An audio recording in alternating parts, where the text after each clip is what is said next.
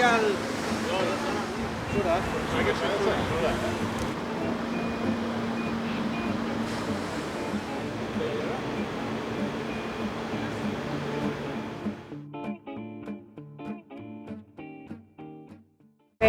Entitats ecologistes de drets humans, socials i veïns que estem aquí per celebrar el Dia Mundial de l'Aigua i per denunciar la situació que s'està visquent a Catalunya. En el 2010 les Nacions Unides van declarar l'aigua com un dret fonamental i això exigeix als estats la protecció i el deure de l'accés a l'aigua a la població. Actualment al món més de 1.100 milions de persones no tenen accés a l'aigua i podríem dir que quasi el doble al sanejament. Aquesta situació, lluny de millorar, està empitjorant no només als països empobrits històricament, injustament, per dictadures i relacions injustes nord-sud, sinó també en països com potències econòmiques, Xina, Índia, Brasil, i també és el cas de Catalunya, que avui aquí volem denunciar. Situació de degradació ambiental que ens trobem a Catalunya. Explicarem aquesta situació, després explicarem la situació d'irregularitats en la gestió de l'aigua i passarem per últim a veure com és l'impacte social a la ciutadania de Catalunya. En principi, a l'estat ecològic de les fonts de l'aigua, el deteriorament que trobem és de gran contaminació, de sobreexplotació i de mala gestió. L'aigua al nostre país, un país mediterrani, com podem saber i com hem patit en sequeres de fa pocs anys, és un bé escàs i és un bé públic que hem de preservar.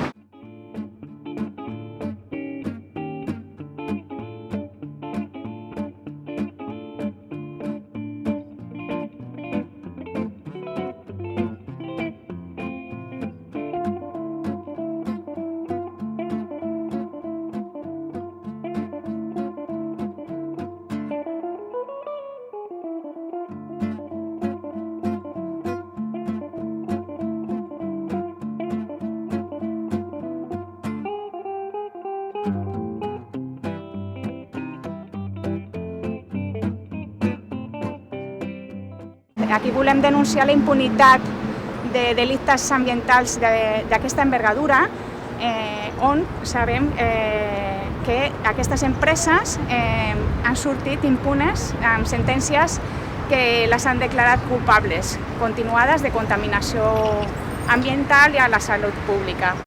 Les depuradores que ha de regular l'ACA no estan funcionant, estan sota mínims. Són depuradores que han de portar l'aigua després al riu i mateix passa amb el rescat de cabals ambientals, que ara mateix estem en sancions al Tribunal Europeu per incompliment dels cabals ambientals, que també són sancions que seran multes milionàries, i en aquest cas l'Agència Catalana de l'Aigua tampoc té mecanismes per rescatar les concessions que es van donar a les hidroelèctriques i als regants fins a l'any 2061, tenim casos. Llavors ens trobem en una situació on clarament la mercantilització de l'aigua, la privatització de la gestió és contrària al interès comú de la ciutadania i té grans costes econòmics que estem pagant tots. Mundial de l'Aigua i desgraciadament hem de muntar una roda de premsa a la ciutat de la justícia, llavors això de per si ja és indicador que hi ha elements que no estan funcionant. Diferents aspectes a comentar. El primer, si estem aquí és perquè ens trobem que tenim l'empresa que ens subministra l'aigua avui a Barcelona que no té cap contracte de concessió. Així ho relata una sentència judicial de 2010 on cita que Agbar l'actuació que està fent és il·legítima i ens cobra una tarifa il·legal, i això ho diu tal qual, i nosaltres a partir d'aquí hem intentat demanar el contracte per activa i per passiva als representants municipals que s'hi han compromès a fer-lo públic.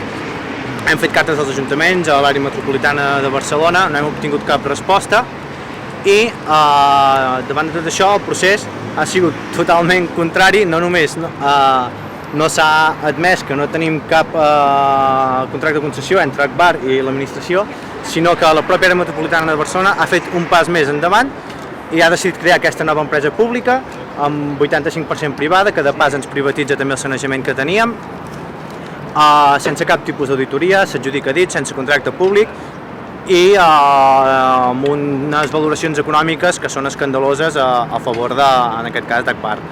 Aquest moviment li ha costat de per si l'àrea metropolitana de Barcelona 7 contenciosos administratius, que això de la pròpia Generalitat, de l'ACA, d'ATL, del sector privat i d'un particular. Això ja ens parla una mica de quin tipus de maniobra estem parlant.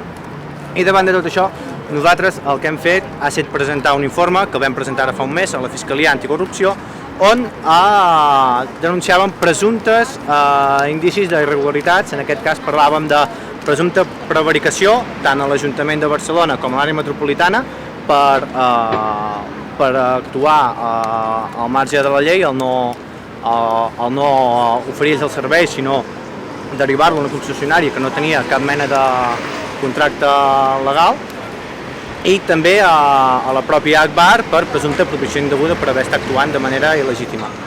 Davant de tot això tenim notícies que són parcialment bones, i és que la Fiscalia ha acceptat a tràmit el nostre informe i se l'estudiarà.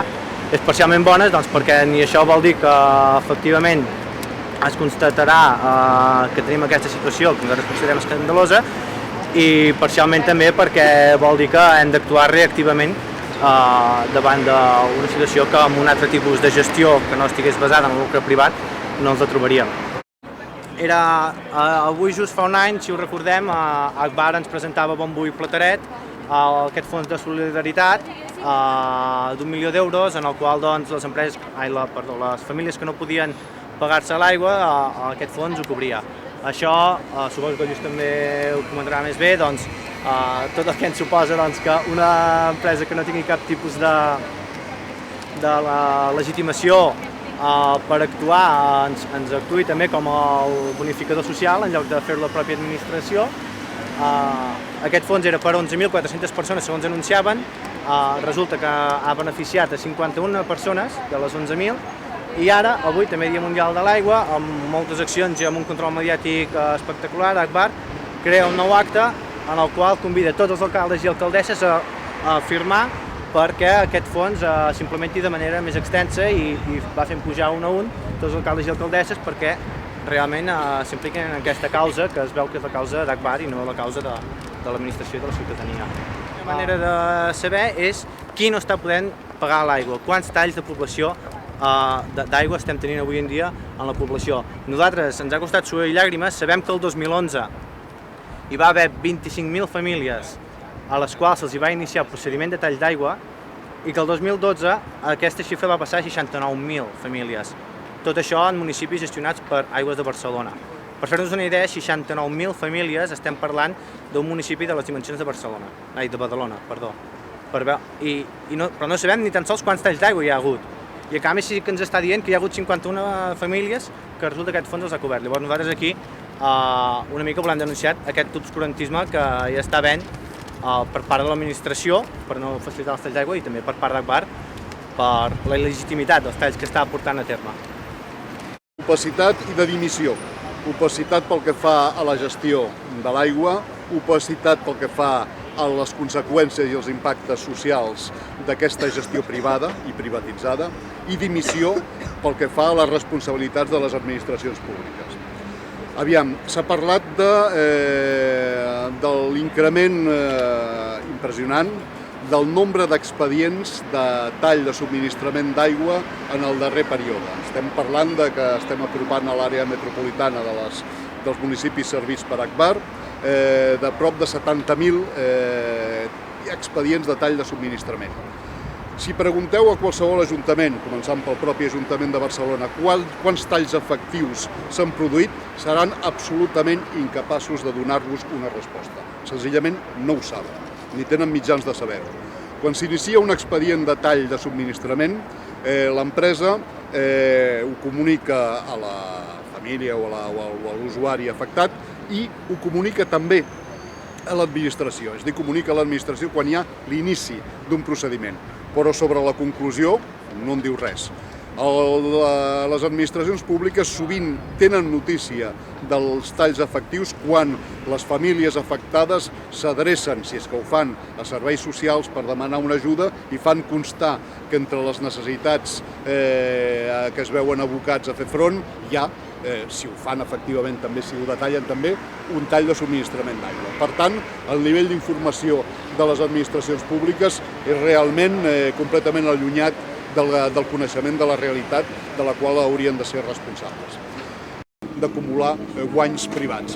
Lògicament, Agbar no és una empresa, no és una ONG, no és una fundació filantròpica, és una empresa, una multinacional amb ànim de lucre i amb molt ànim de lucre.